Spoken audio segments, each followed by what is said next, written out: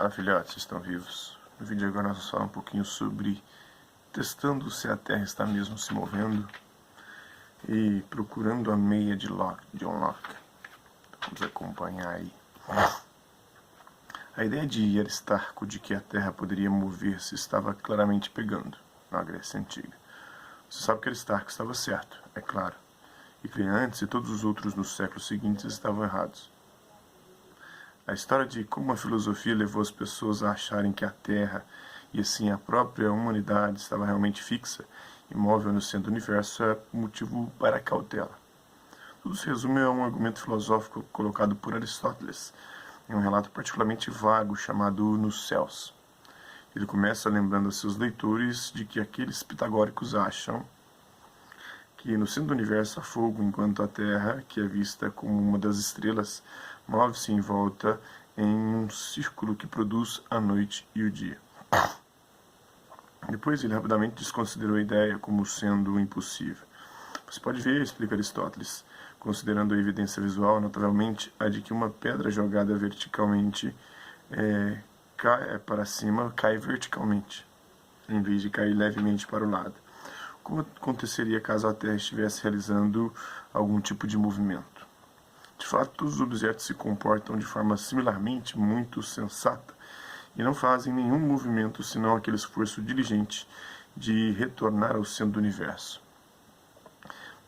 Para Aristóteles, isso provava que assim acontecia porque a Terra e o universo possuíam o mesmo centro, e deduziu que o planeta não só deveria estar imóvel no espaço, como igualmente imóvel em seu eixo.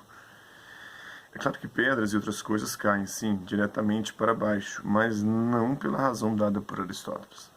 Tem a ver com o movimento, mas esse conceito não havia sido inventado até então.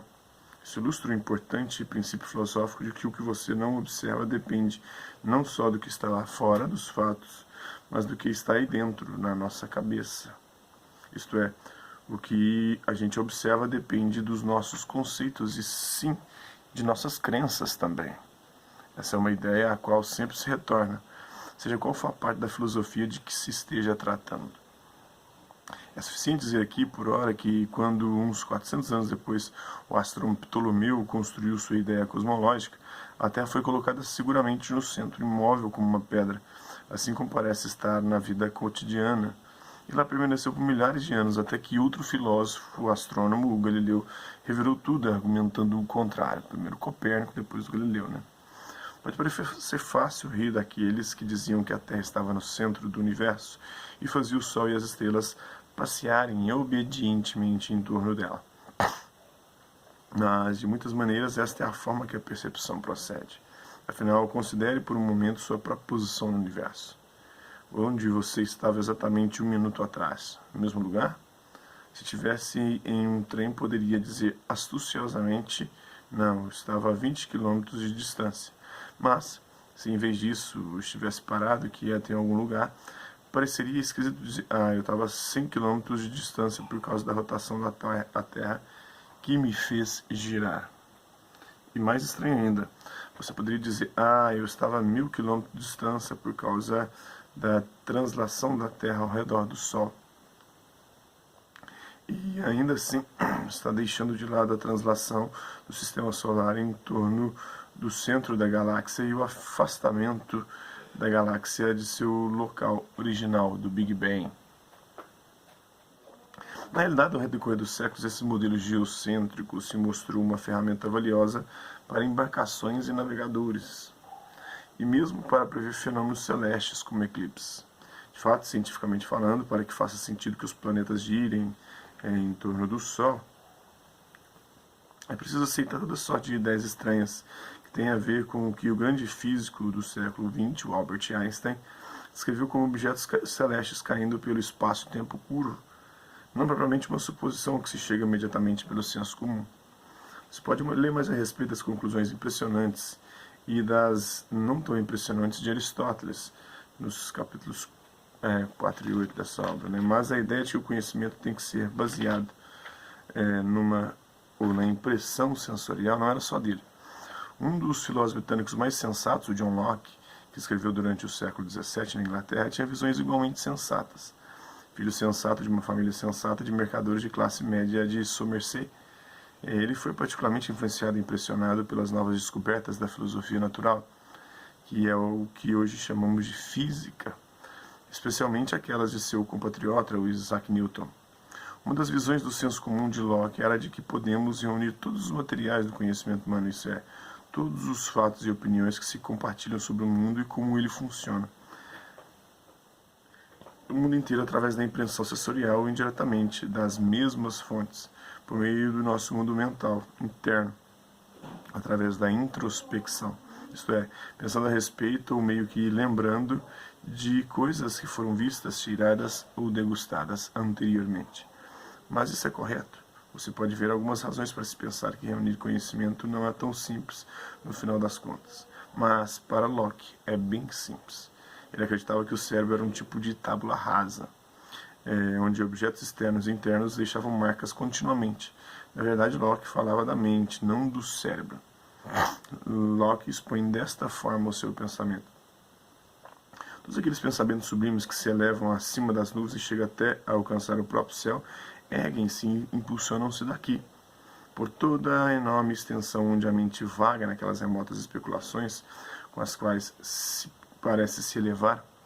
Ela não mexe nem um pouco além dessas ideias cujo sentido ou reflexão ofereceu para sua contemplação. As ideias de Locke foram influentes, por exemplo, veja a distinção que ele fez entre ideias de qualidades primárias e de qualidades secundárias.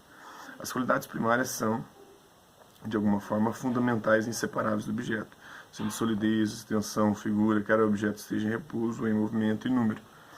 Já as qualidades secundárias, por outro lado, cores, cheiros, sons e assim por diante, são em verdade, como Locke coloca no livro 2 do seu clássico filosófico, Ensaio acerca do entendimento humano, nada nos objetos em si, mas meramente poderes para produzir várias sensações em nós. Uma qualidade secundária do fogo, por exemplo, é que ele provoca dor, sob certas circunstâncias, e em outros pode causar o calor. A dor não é uma parte essencial do fogo. Nem aguarde, filósofos adoram este exemplo. Ser branco é uma parte essencial da neve. As qualidades secundárias são propensas ao erro. Podem ser causadas por um estado de espírito, um resfriado, ou seja lá o que for. Ei, tudo parece sem graça hoje. O meu crumble de maçã não cheira bem. Mas, como outro grande britânico irlandês, para ser preciso, o bispo George Berkeley, logo apontou, pode-se dizer o mesmo das qualidades primárias, como tamanho e peso. Por exemplo, objetos podem parecer menores quando distantes, ou uma bolsa pode parecer pesada quando se está cansado. Então, o objetivo do bispo era lembrar as pessoas de que o senso comum frequentemente está errado.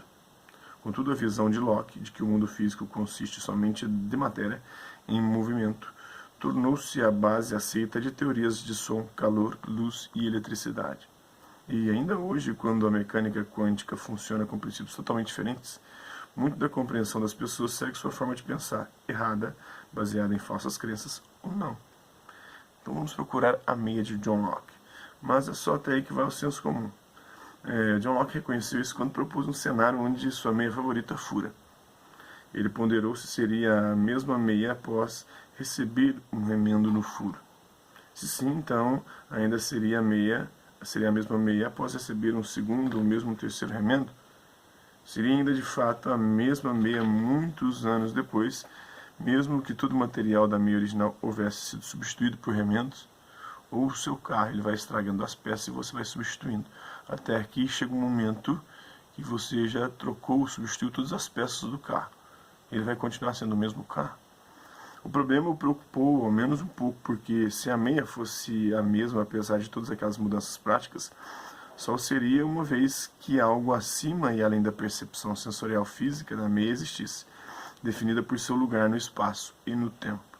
Lendo a teoria de Locke, não muito tempo depois, o Berkeley escreveu em Princípios do Conhecimento Humano que, quanto àquele furo, estou inclinado a pensar que a maior parte, se não toda, dessas dificuldades que até aqui têm entretido, bloqueado o caminho até o conhecimento, devem-se inteiramente a nós mesmos, que primeiro levantamos poeira e depois reclamamos que não conseguimos enxergar. Foi em uma tentativa de espanar um pouco dessa poeira filosófica que o bispo teve uma das mais esquisitas e mais citadas e menos compreendidas teorias filosóficas de todas. Ele divisou a doutrina de que esse es et percip, ou seja, ser é ser percebido.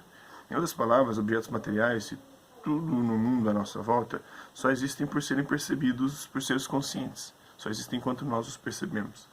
A objeção de que, neste caso, uma árvore em uma floresta, por exemplo, deixaria de existir quando não houvesse ninguém por perto, ele respondeu que Deus sempre percebia tudo e isso garantia que ela estava lá ainda. Em sua opinião, isso foi um argumento irrefutável, porém, até então, ele era um bispo, então ele recorre a um argumento religioso. Mas é um questionamento: será que se a árvore cair na floresta vai fazer barulho se não tiver ninguém por perto para ouvir? Ou será que ela existe mesmo ninguém a percebendo? Não dá para dizer. Então isso aí é um pouquinho, né, do pensamento filosófico, né, testando se a Terra está se movendo e procurando a mente de John Locke. Espero que vocês tenham gostado do vídeo. Quem curtiu, dá um like. Quem não curtiu, dá um dislike. Quem se interessar pelo conteúdo do canal, é só se inscrever, ativar o sininho e aguardar os próximos vídeos e as próximas notificações. Deixe também os seus comentários dizendo o que você tem achado dos vídeos e sugestões de temas e assuntos para serem abordados em vídeos posteriores. É isso aí. Hasta la vista, babies. Até a próxima.